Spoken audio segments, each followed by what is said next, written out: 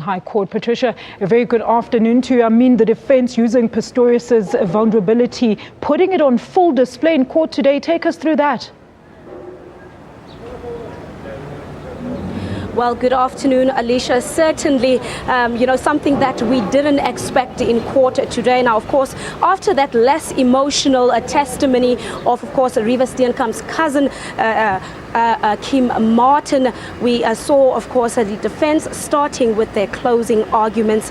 And essentially what they're trying to prove is that the court need to consider the type of man that they're dealing with, the type of man that they need to decide a sentence for. And it is on the basis of that that they tried to display Oscar Pistorius's full vulnerability by, of course, asking the Paralympian to exchange his suits for a much comfortable clothing. We saw him in tights and a t-shirt displaying his vulnerability in court, trying to prove to us the type of man the morning of Valentine's Day that shot Reeva Steenkamp. And the defense is trying to prove to us that he was vulnerable. It's a man that has a long history of anxiety, and it was really on the basis of that because he truly believed that his life was in danger and that there was an intruder in the house when he decided to pull the trigger and fire 4 shots through that bathroom door, which of course 3 ended up killing Reeva Steenkamp, saying that the court should not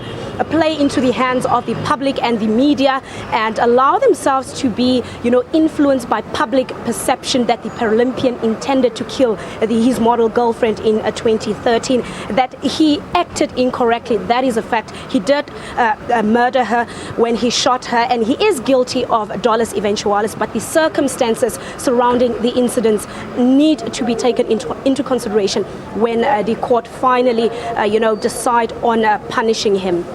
Patricia, take us through how Advocate Beru was reacting to Reeva's father, Barry Steenkamp's testimony that he actually believes that Pistorius and Reeva had an argument before he shot her.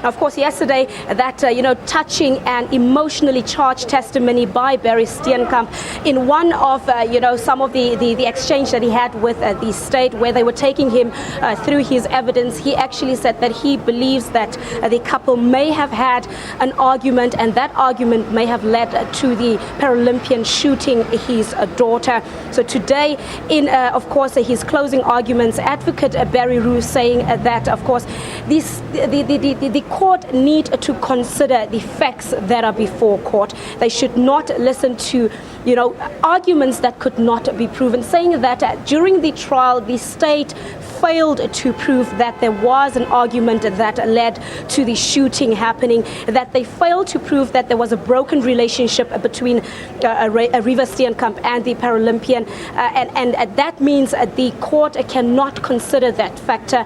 And the court also needs to consider the fact that maybe Barry Steenkamp's version that the couple may have had an argument, maybe that version is influenced by the media, maybe it is also influenced by public perception that has had a huge influence on this case, as he has been proving in court since early this morning. Thank you so much for that update. That is our reporter at the North Gauteng High Court, Patricia Visagie.